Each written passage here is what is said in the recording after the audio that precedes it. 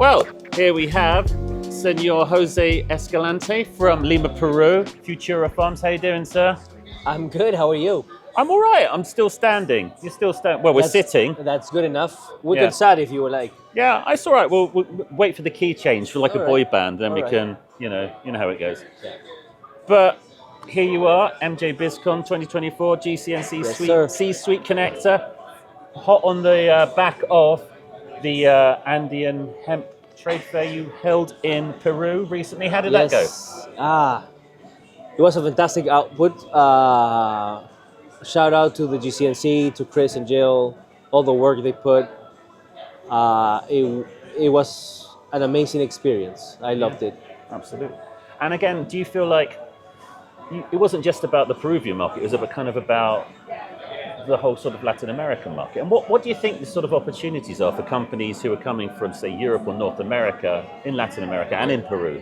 So if you see the world as blocks, the US is one country, but it's actually 50 states. Europe is a bunch of countries also. Yeah. If you see Latin America, Mexico, South, and we conglomerate it as one market, I see it like that. So Peru right now has one of the only functional medical cannabis regulations. Right. We sell everyday products, vapes, tinctures, edibles. And it's all medical at the moment. It's all medical, yes, but it works. But you have those different product forms, even though it's a medical, which is in the UK, we have flower and kind of tinctures, really. We don't have vapes. But you have flower. We don't have flower yet don't have in the flower. market. We will have, it's allowed. Okay. It's a matter of technicalities and logistics. We're figuring it out. I think we'll have it figured out by 2025. Yeah. So what's the kind of big hopes for 2025? What kind of changes are we going to see, positive change for the Peruvian market? So there's a lot of change. The hemp law is supposed to be regulated sometime during 2025. That's anything under 1% THC, which is very good. Also, we hope to have flower, like I said, in the market, which is amazing. Pre-rolls, probably solventless extractions in compounding pharmacies, and other kind of extracts also, BHO. We're looking to improve our product portfolio, increase our average ticket price. Solventless, or BHO, live resin, live rosin vapes. Wow. Right now, vapes are our best category, so we want to improve that over time.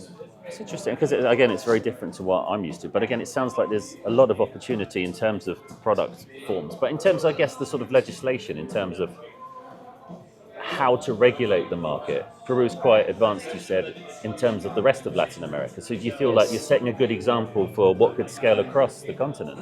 I think what we're doing is Peru is not the largest country or largest economy in Latin America, but it's the 5th or 6th largest economy in Latin America. It's the most stable economy currently in Latin America.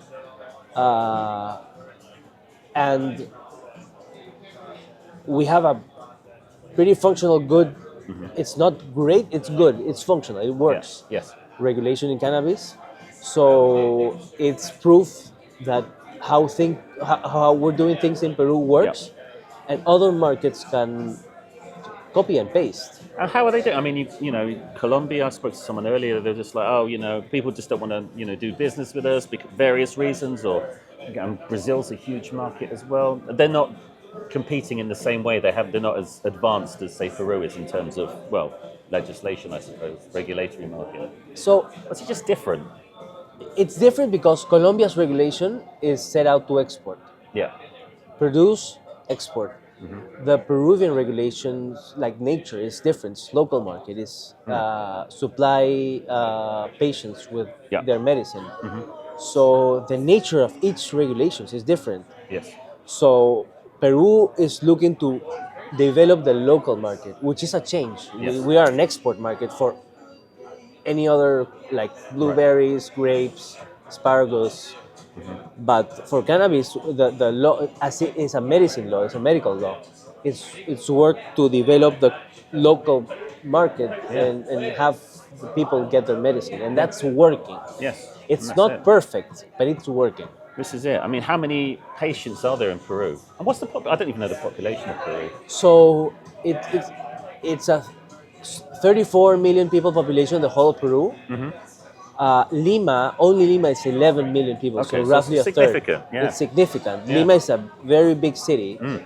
The market's supposed to be between 1.5 and 1.7 million. Right. Our estimates are 1.5. Bo Whitney's estimates are 1.7. Okay. So, and currently there's a little over 50,000 registered patients Okay. in the local program. Yeah. Well, that's more than the UK, and we've got a population that's double that, which is goes to show that we're doing something wrong. But I don't know what. Well, again, there's so many different challenges, and it sounds like from people I'm speaking to, different nations have their own challenges. Like you say, we can't sell flour yet. I'm just like, we only sell flour to the medical market. It's just.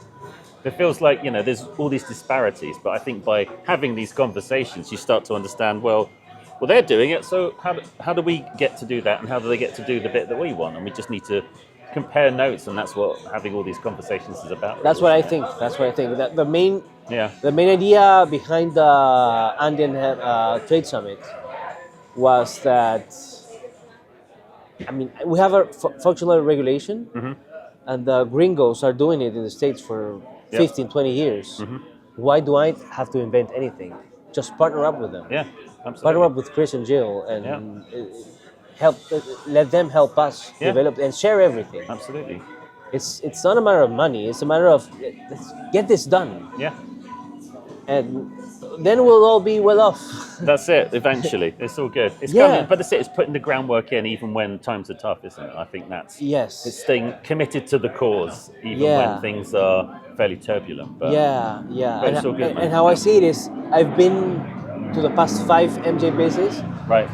and what I've seen is 2019. It was my first one. I was an embryo company, Yeah. and over the years, Yeah. there's evolution and there's moving parts heading to the right direction. Yeah. I don't know what the final product or result will look like, but I feel confident that everything is moving towards the right direction. Probably This is not at the best pace, but we're We don't moving. get to dictate the pace. That's the thing. You can't control. No. Certain things you can't control. No, indeed. But it sounds like you're on a good trajectory, and wish you all the Let's best hope. for 2025. So thank you very Thank you, much, brother. sir. And you too, the GCNC, Thermidor. Keep chipping away. Boom. All right, brother. Thank you.